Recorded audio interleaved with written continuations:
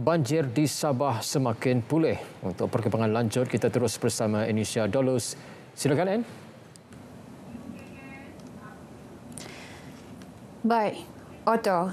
Terima kasih. Pusat Ramalan dan Amaran Banjir Negara bakal dipasang di beberapa lokasi di Beaufort yang merupakan inisiatif bersama Jabatan Pengairan dan Saliran JPS dalam membantu penduduk serta pihak-pihak berkaitan mengesan lebih awal risiko berlakunya banjir. Inisiatif ini dilihat bergerak seiring dengan aplikasi aduan rakyat yang dicadangkan Adun Lumadan Datuk Ruslan Muharram bagi memudahkan rakyat melaporkan sebarang kejadian bencana selain mempercepat respon agensi berkaitan dalam menyalurkan bantuan kepada penduduk terjejas. Kita akan meletakkan 8 lokasi perabaan ini dan ianya untuk mendapatkan info yang lebih cepat dan juga dilengkapi dengan CCTV. InsyaAllah dalam tahun ini kita akan laksanakan.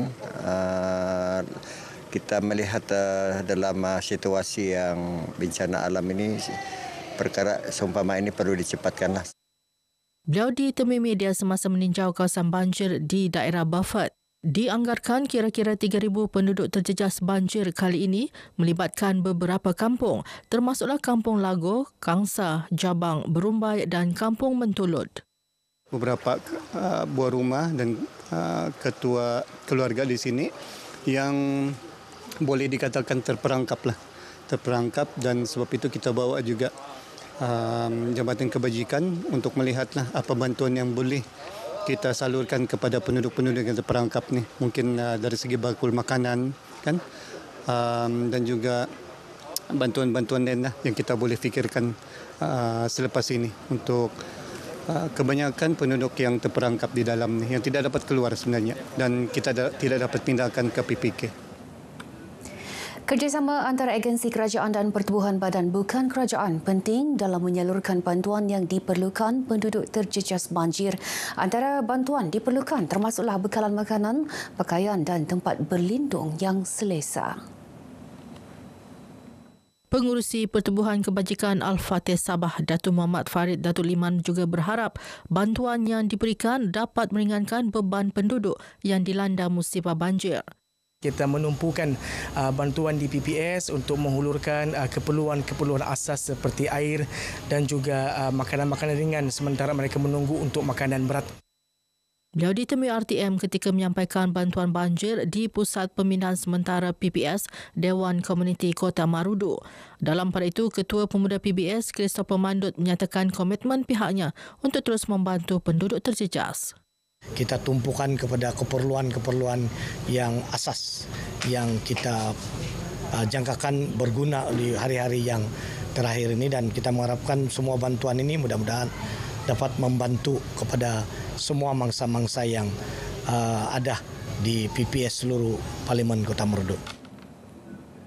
Jabatan Pencegahan Jenayah dan Keselamatan Komuniti JPJKK Kontingen Sabah terus perkasa aplikasi QR Code aduan masyarakat di seluruh negeri Sabah yang merupakan inisiatif Polis Diraja Malaysia PDRM kepada masyarakat untuk melaporkan aduan dengan cepat dan mudah secara dalam talian. Ketua Jabatan Pencegahan Jenayah dan Keselamatan Komuniti JPJKK Kontingen Sabah, SSC Datuk Muhammad Azhar Hamid berharap menerusi kemudahan seumpama dapat meningkatkan kerjasama komuniti untuk mengekang aktiviti jenayah. Masyarakat teruslah memberi kerjasama kepada pihak polis untuk menjangkau maklumat, terutama maklumat-maklumat yang berkualiti berkaitan dengan dadah, berkaitan dengan jenayah. Itu yang paling penting sebab kita ni nakkan negeri daerah yang aman. Jadi perlulah kerjasama daripada masyarakat. Pihak polis tak mampu untuk menjaga keamanan dan keselamatan satu tempat itu tanpa ada bantuan dan sokongan daripada masyarakat.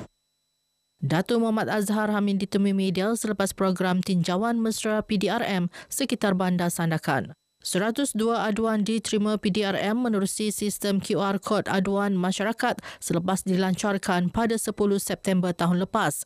Setakat 31 Disember tahun lalu, polis menerima 17 aduan judi dalam talian, 20 kes narkotik, 3 kes komersial penipuan, 3 aduan trafik, 23 aduan ketenteraman awam, 29 lain-lain aduan dan 1 kes warga asing, penyeludupan dan salah laku.